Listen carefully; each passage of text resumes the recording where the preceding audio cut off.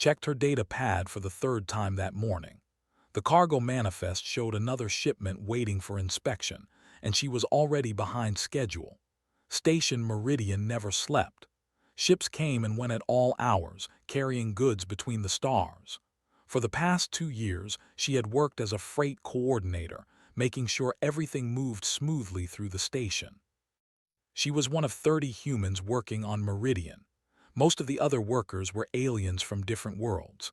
Some had scales, some had fur, and some looked like walking rocks. Had gotten used to all of them. What she never got used to was how some of them looked at humans like they were children playing dress-up in adult clothes. The morning shift was busy. 3 cargo ships had docked within an hour of each other, moved between the loading bays, scanning containers and updating logs.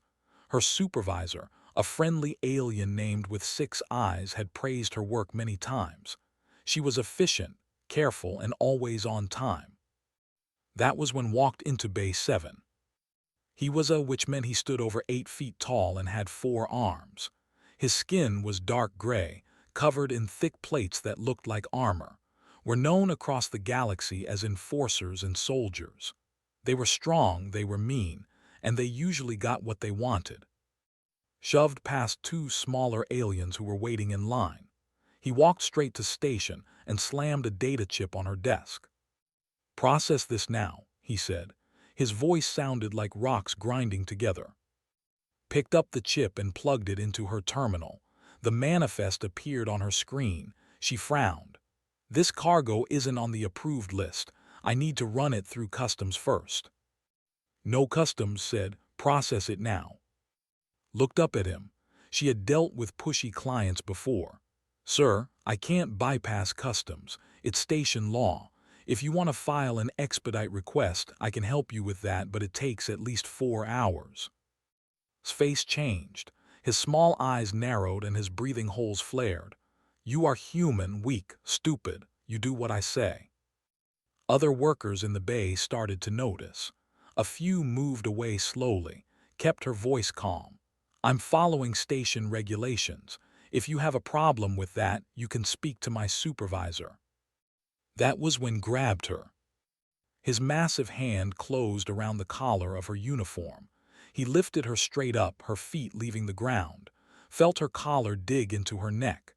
Her vision started to blur at the edges, brought her close to his face. His breath smelled like rotten meat.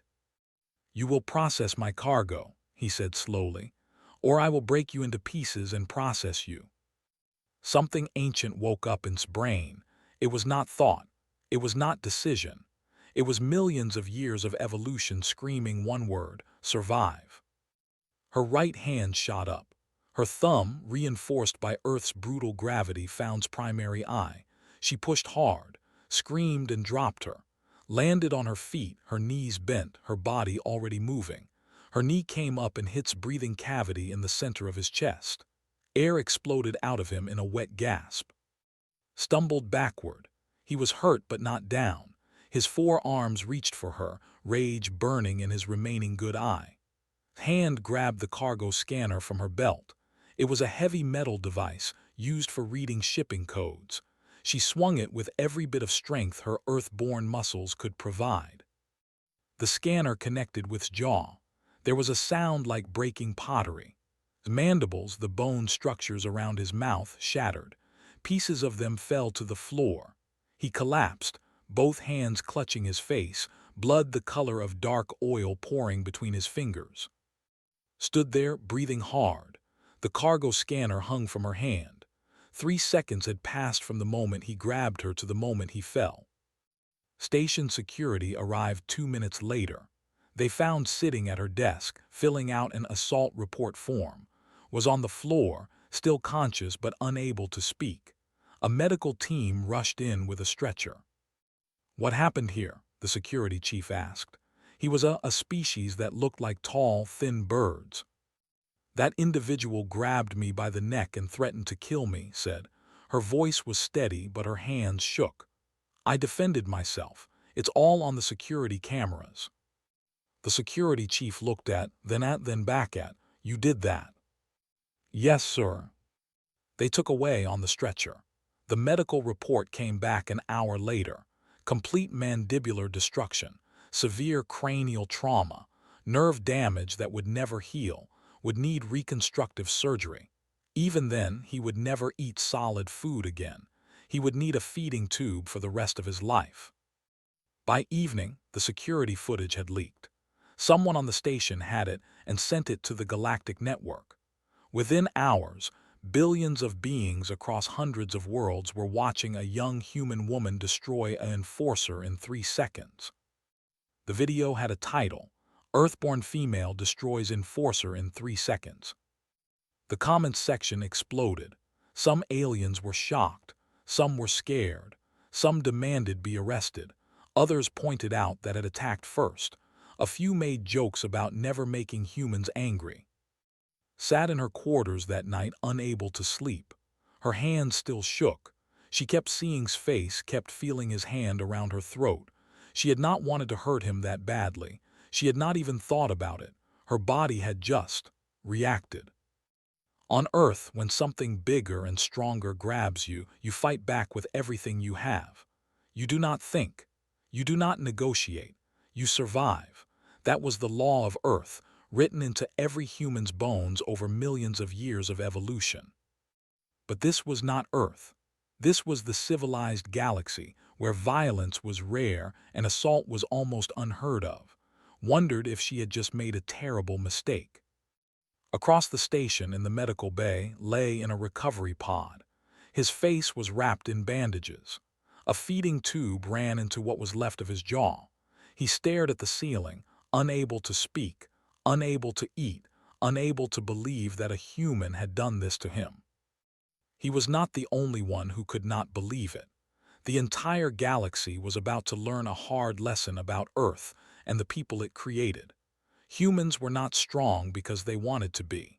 They were strong because anything weaker had died millions of years ago. The incident at Station Meridian was just the beginning. Ambassador Sung had been sleeping when the call came. It was 3 in the morning, Earth time, and the emergency line was flashing red. He knew before he answered that something bad had happened. "Ambassador, we have a situation," his assistant said. "One of our citizens has injured on Station Meridian. The Empire is demanding immediate action." Sung sat up in bed and rubbed his eyes. "How badly injured?" "He'll need a feeding tube for life, sir." Sung was quiet for a moment. "What did the do?" "He assaulted her first, sir. Grabbed her by the throat. It's all on video." "Send me everything," Sung said. "I'll be in the office in 20 minutes." The next 72 hours were the longest of his career. The Empire filed an official complaint with the Galactic Coalition. They claimed that had used excessive force. They said humans were dangerously violent and should not be allowed to work in civilized space. They demanded that be arrested and sent to a prison. Earth's government refused. The video clearly showed attacking first, had defended herself. That should have been the end of it. But it was not that simple. Humans had only been part of the Galactic Coalition for 15 years. They were still on probation, still being watched, still being judged. One wrong move could get Earth isolated from the rest of the galaxy. No trade, no travel, no communication, just a blue planet sitting alone in its small corner of space. The galactic media could not stop talking about it. News programs showed the video over and over. Some channels slowed it down, breaking down every move made. Others brought in experts to discuss human anatomy and violence. The galaxy split into different groups. Some aliens thought was a monster who had attacked an innocent person. Some thought got what he deserved. Most were just confused and scared. They had thought humans were weak. The video proved they were wrong.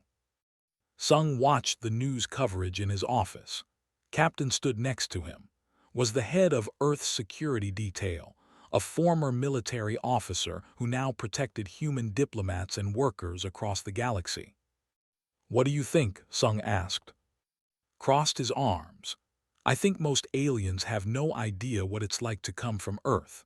They grow up on safe worlds with calm weather and friendly animals. We grew up on a planet that tried to kill us every day. That won't matter to the council.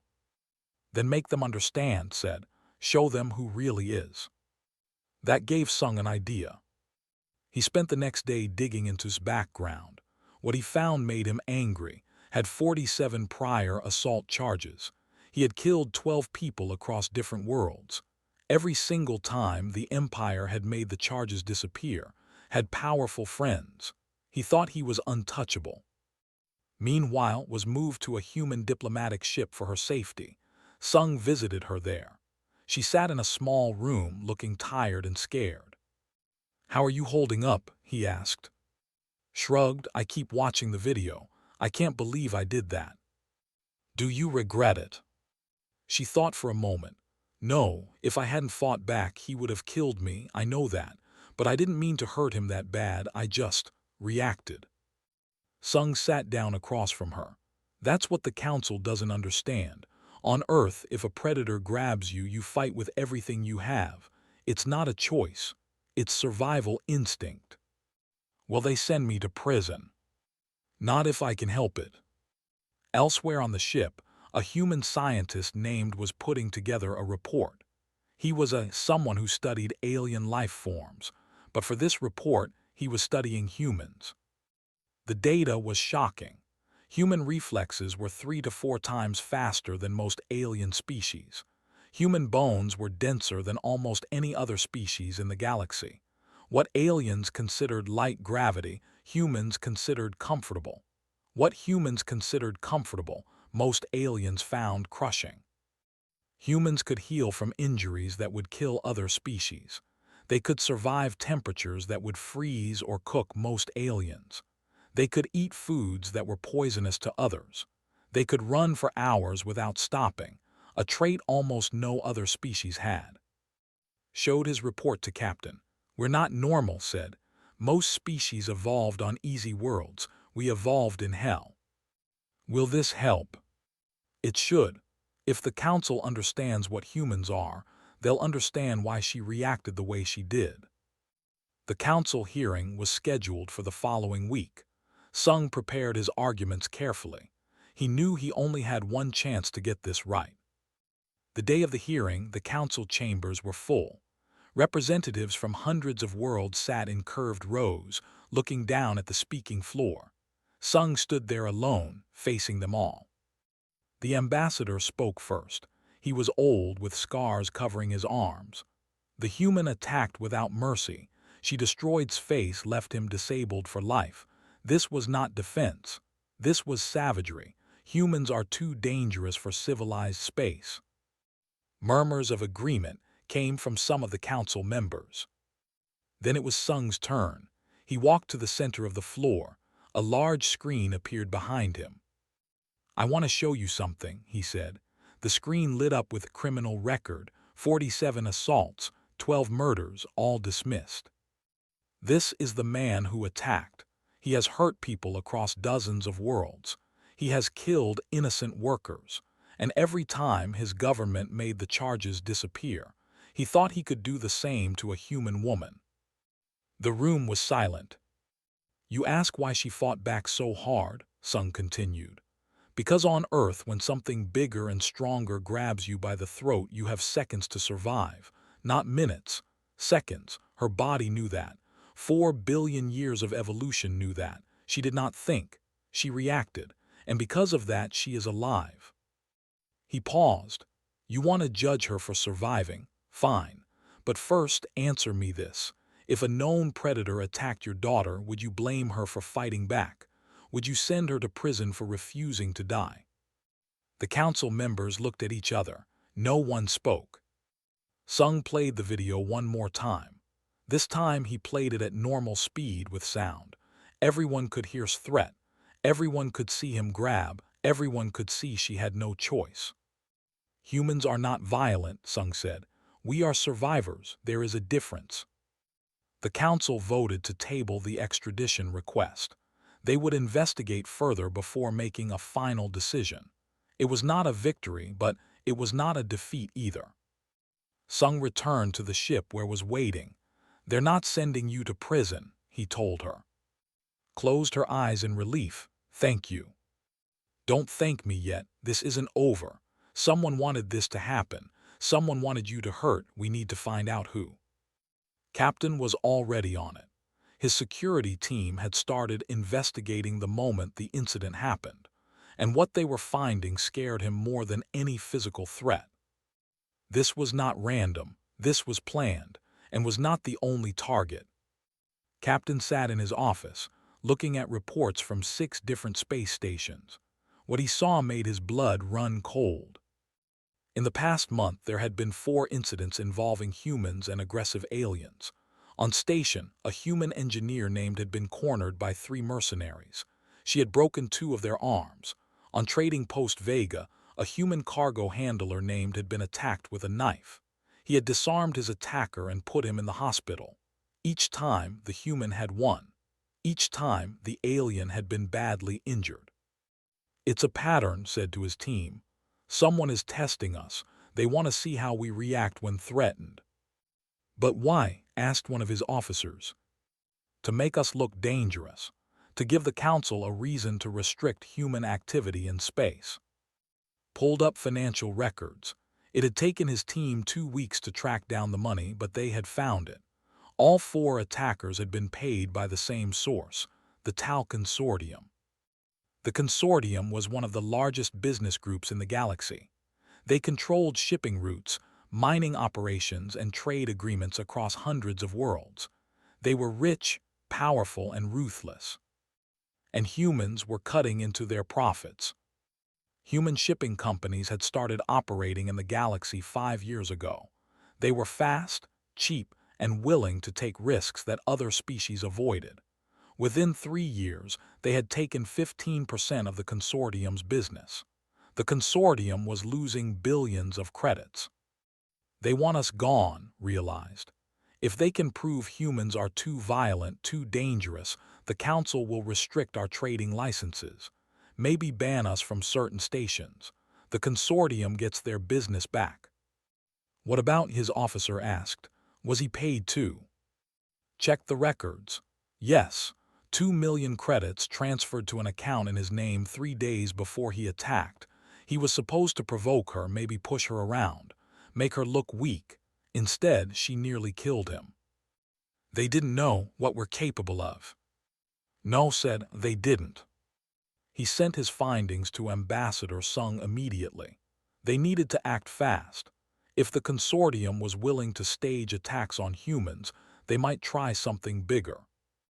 Sung took the information to the Galactic Council, but the response was frustrating.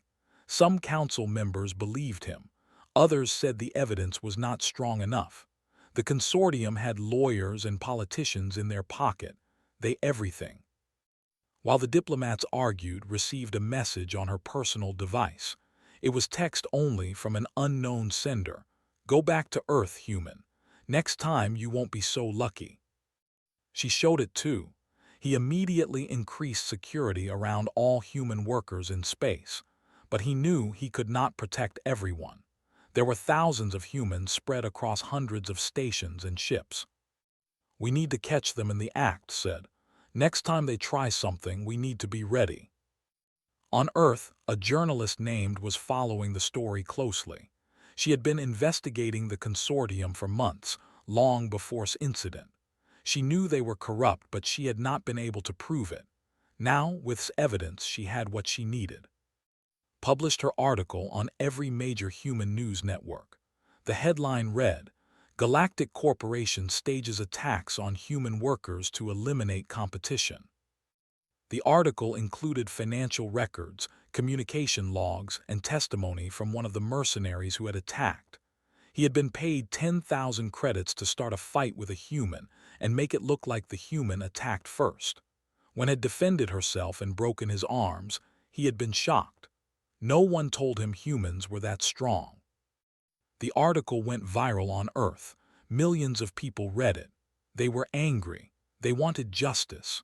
Some called for Earth to leave the Galactic Coalition entirely. Others wanted the human military to take action. The Earth government tried to calm people down, but the anger was real. Humans had tried to be peaceful. They had followed the rules, and someone had tried to frame them as monsters. 2 days after this article published, another attack happened. This time, it was not on a station. It was on a human transport ship called the Morning Star. The ship was carrying medical supplies to a colony world. There were 12 crew members on board, all human. 6 mercenaries in a fast attack ship intercepted them. "This is a customs inspection," the mercenary captain announced. "Power down your engines and prepare to be boarded." The Morning Star's captain, a woman named Bora, knew something was wrong. Real customs ships always identified themselves properly. These ships had no markings. "Negative," Bora said. "Provide proper identification, or we will report you to sector security." The attack ship fired a warning shot across the Morning Star's bow. "Power down now, or we will disable your ship." Bora looked at her crew. They all knew what this was. This was another setup. The mercenaries would board the ship, start a fight, and when the humans defended themselves, they would claim the humans attacked first. But this time, the mercenaries made a mistake. They thought 12 humans would be easy to handle.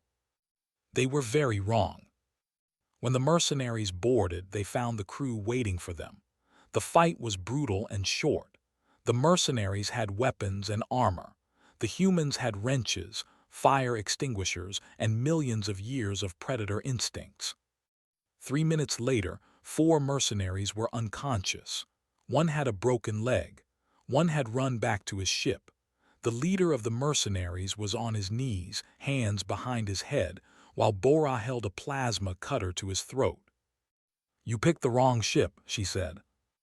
The captured mercenary was taken to a coalition security station. Under questioning, he confessed everything. The consortium had hired him. The plan was to kill some of the crew and make it look like humans had started the fight. It would have been the perfect excuse to ban human ships from traveling alone. But the plan had failed. The mercenaries had not expected the entire crew to fight back.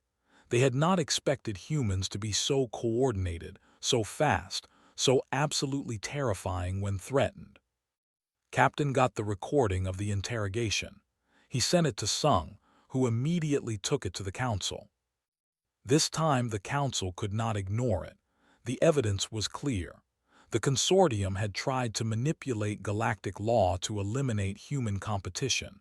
They had staged attacks. They had paid criminals. They had tried to murder innocent workers. Emergency hearings were scheduled. The consortium's executives were ordered to appear before the council. Criminal charges were filed, but there was still one big question that needed to be answered. Were humans too dangerous for civilized space? Some council members still believed the answer was yes. They had seen the videos. They had seen what humans could do when threatened. Even if the attacks were staged, the violence was real. Could the galaxy trust a species that could kill so easily? Sung knew the next council session would decide everything. If the vote went against humanity, Earth would be isolated. All the human workers in space would be sent home. Human ships would be banned from most stations. Everything they had built over 15 years would be destroyed. He had to find a way to make the council understand. Humans were not the enemy. They were not monsters. They were just survivors from a world that had tried to kill them for millions of years. And that made them the most misunderstood species in the galaxy. The vote was scheduled for 3 days from now. Sung had 3 days to save humanity's place in the stars. The council chambers were packed. Representatives from 400 worlds sat in their seats, waiting for the session to begin. Media drones floated above, recording everything. This was the most important vote in recent galactic history. The question was simple. Should humans be allowed to remain in the Galactic Coalition as full members, or should they be restricted to their home system?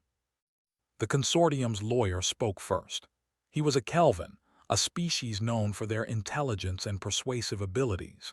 His skin was pale blue, and his 3 eyes blinked independently as he spoke.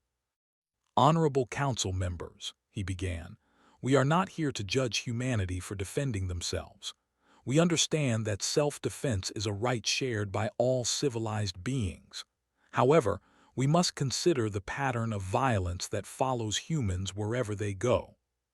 He displayed a hologram showing statistics. In the past year, humans have been involved in 43 violent incidents across the galaxy. In every case, the other party was severely injured or killed.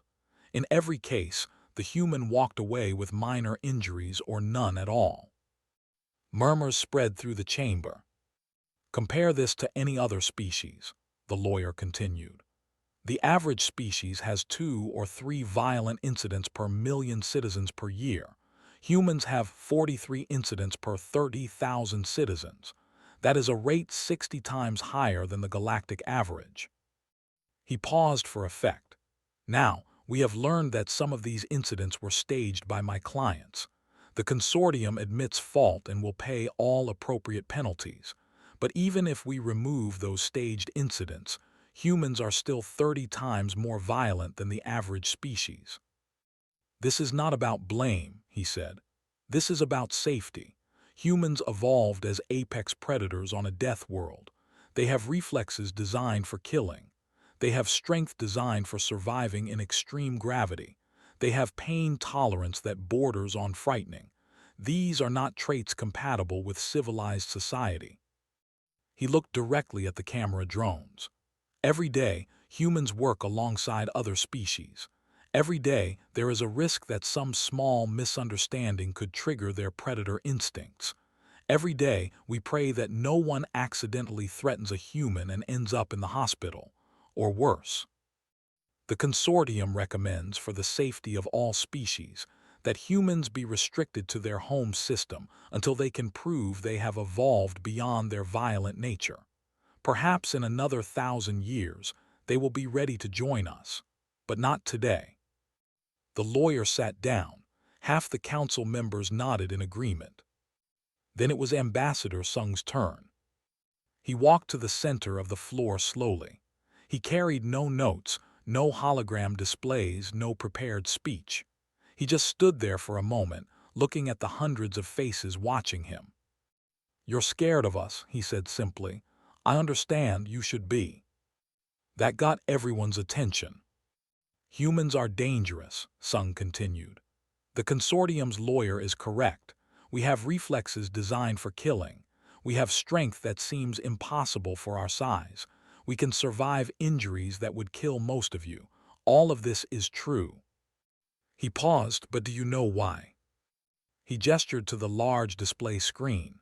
An image appeared showing Earth from space, beautiful blue and white, peaceful and calm. "That is our world," he said. "It looks nice, doesn't it? Now let me show you what it's really like." The image changed. It showed massive storms that could flatten cities, earthquakes that split the ground open, volcanoes that turned day into night, floods that drowned entire regions, animals with teeth and claws designed to tear flesh, diseases that killed millions, plants that were poisonous to touch. "This is what we survived," Sung said. "Every single day, for millions of years, the weak died, the slow died, the hesitant died. Only the strongest, fastest, and most adaptable humans survived long enough to have children." He let that sink in. "You evolved on safe worlds. Your predators were small. Your weather was calm. Your plants were friendly. You never had to develop reflexes like ours because you never needed them. But we did, and we cannot turn them off just because we left Earth. They are part of us. They are written into every cell in our bodies." Another image appeared. This one showed Satakon, frozen at the moment his hand grabbed her throat. When grabbed, her brain did not think about council law or diplomatic relations. Her brain said, "Large predator, strangling attack, death in 30 seconds, survive now." And she did. Sung walked closer to the council seats. "You want to judge her for that? Fine. But first, let me bring in some people I want you to meet." 3 humans walked onto the floor. One was the medic who had been attacked on station. One was the cargo handler from Trading Post Vega. The third was Bora, the captain of the Morning Star. Sung gestured to, she is a trauma doctor. She has saved the lives of over 200 aliens in the past 3 years. She works 18-hour shifts in the emergency ward. Last month, 3 mercenaries attacked her in a hallway. She broke their arms. Do you know what she did after that? Spoke up, I called for medical help for them. I made sure they got treatment. She saved their lives, Sung said. The same people who tried to kill her. He pointed to, he is an engineer. 2 years ago there was a reactor breach on Trading Post Vega.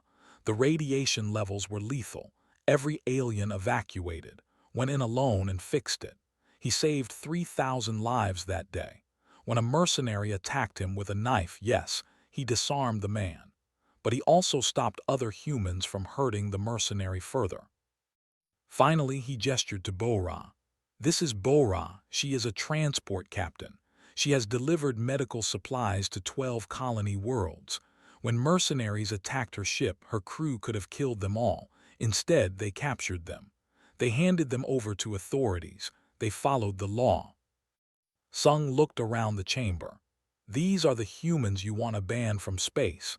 Doctors who save lives. Engineers who risk death to protect others. Captains who show mercy to people trying to kill them. Yes, we are dangerous when threatened, but we are also loyal. We are protective. We do not abandon our friends. We do not run from danger. We stand and fight not because we want to, but because someone has to. He played one more video. This one showed a human firefighter on Earth running into a burning building to save a child. Then it showed a human soldier throwing himself on a grenade to protect his squad. Then it showed a human doctor working through the night to save a patient. This is who we are, Sung said. We are a species that runs toward danger instead of away from it. We protect the weak. We fight for those who cannot fight for themselves. And yes, we are absolutely terrifying when you make us your enemy. He looked directly at the consortium's lawyer. You staged attacks on us. You tried to make us look like monsters, and what happened? We captured your mercenaries. We handed them over to the law. We did not take revenge. We sought justice. If we were the violent savages you claim we are, your executives would already be dead. But they are not. Because humans understand something you apparently don't. Strength without control is just cruelty. Violence without purpose is just chaos. Sung turned back to the council. So yes, restrict us if you want, send us back to Earth. But know this, the galaxy will be a little less safe without us. Because when the next crisis comes, when the next disaster strikes, humans will not be there to help. You will have to face it alone. The chamber was silent. I ask for a vote, Sung said. Not on whether humans are dangerous. We are. Vote on whether the galaxy is better with us or without us. The council members looked at each other. Then they began to vote. The votes came in slowly. Yes, no, yes, yes, no. The count was close, too close. Finally, there was one vote left. The ambassador had not voted yet. He was the same one who had demanded arrest weeks ago.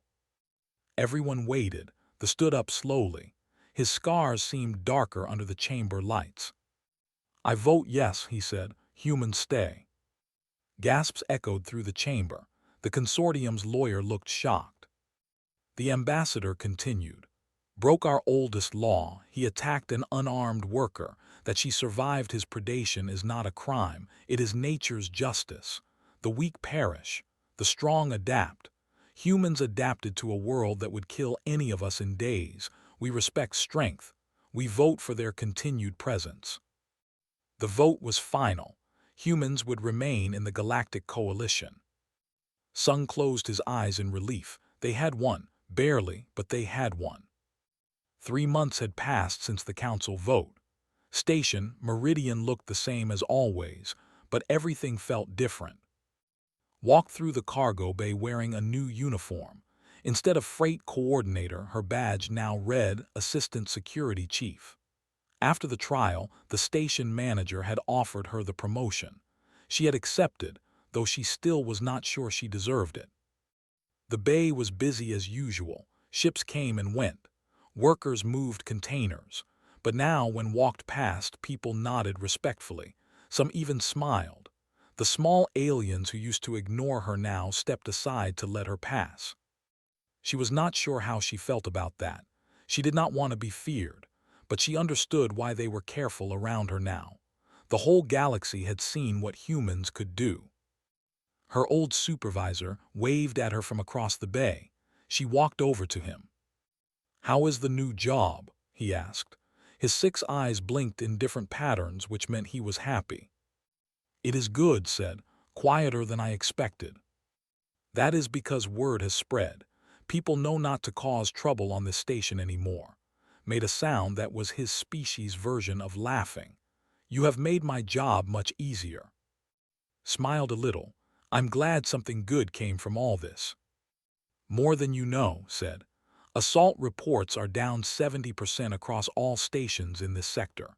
People are treating each other with more respect. Even they are being polite." That was true, had noticed it herself. The big, aggressive aliens who used to push everyone around were suddenly following all the rules. They said please and thank you. They waited in line. They did not grab people anymore. Across the galaxy, things were changing. The Tau Consortium had been broken apart by the Council. Criminal charges had been filed against 12 executives. The company's assets were being sold off to pay fines. It would take them years to recover if they ever did. Human trading companies, meanwhile, were busier than ever. Some species wanted to hire humans because they trusted them. Some wanted humans because they were scared of them. Either way, human businesses were growing fast. On Earth, Ambassador Sung was being called a hero. The government wanted to give him medals and awards. He had refused them all. "I just did my job," he told reporters. "Is the real hero. She survived." Captain had been promoted too. He was now the head of Human Interstellar Security, in charge of protecting all humans working in space. His first action was to create new training programs. Every human worker now learned basic self-defense and conflict de-escalation, not because they needed to be more dangerous, but because they needed to understand how dangerous they already were. "We need to control our strength," told his trainees. "Just because we can hurt someone does not mean we should. Use the minimum force necessary, nothing more." The scientist had become famous. His research on human evolution was now required reading in coalition academies. He had started a program called Understanding Humans that helped aliens learn about Earth and why humans behaved the way they did. One of his most popular lectures explained human pack bonding. "Humans will adopt almost anything as family," he told audiences. "They bond with other species, with robots, even with plants. This is because on Earth having a group meant survival. Humans alone died. Humans together lived." Aliens found this fascinating and a little disturbing. Some started to understand why humans were so loyal to their friends. It was not just culture. It was survival instinct. The journalist won several awards for her investigation of the consortium. She used the prize money to start an independent news network that focused on exposing corruption and protecting workers' rights across the galaxy. She had become one of the most respected journalists in space. "Someone has to speak truth to power," she said in an interview. "If no one stands up to the bullies, they will keep bullying. Humans learned that lesson a long time ago." Back on station, Meridian finished her shift and went to the observation deck. It was her favorite place on the station. Large windows showed the stars and the ships moving between them. She could see Earth's sun from here if she knew where to look. She thought about sometimes. She had heard he was released from prison early due to his injuries. He had left space and disappeared. No one knew where he went. Part of her felt guilty about what she had done to him. Part of her did not. "You saved yourself," Captain had told her. "Never apologize for that." She was trying to take his advice. A noise behind her made her turn.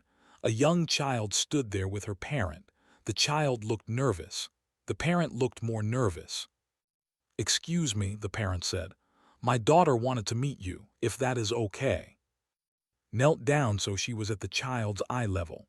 The child was small, maybe 6 years old by human standards. Her plates were still soft and light-colored. "Hello," said gently. "What is your name?" The child said quietly. She stared at with wide eyes. "Are you the human, the strong one?" "Thought about that. I am just someone who refused to be a victim. My parent says you fought a big warrior and won." "I defended myself," corrected. "There is a difference." "What is the difference?" Smiled. "Fighting is when you hurt someone because you want to. Defense is when you hurt someone because you have to. On my world, we have a saying, do not start fights but always finish them." Thought about this very seriously. Then she nodded. "That is wisdom." "Thank you," said. The parent placed a hand on shoulder. "We should go. Thank you for your time." As they walked away, Heard asked her parent, "Can I learn to be strong like the human?" "You can learn to be strong like yourself," the parent said. "That is enough." Turned back to the window. She looked out at the stars, at the ships, at the vast galaxy that humanity had joined just 15 years ago. Things were not perfect. There were still aliens who hated humans. There were still people who thought Earth should have stayed isolated. There were still problems to solve and challenges to face. But humans were here now. They had earned their place, not through violence but through survival, not through aggression but through refusing to be victims. Somewhere out there, Earth floated in space, a blue marble covered in storms and earthquakes and dangerous animals, a world that had spent 4 billion years trying to kill everything that lived on it, a world that had created a species too stubborn to die. Had come from that world, so had every other human in space. They carried Earth with them wherever they went, its gravity in their bones, its danger in their reflexes, its stubborn refusal to give up in their hearts. The galaxy had learned an important lesson: never corner something from Earth, because Earth taught its children only one lesson that mattered. Survive. No matter what it costs, no matter what it takes, survive. Smiled at her reflection in the window.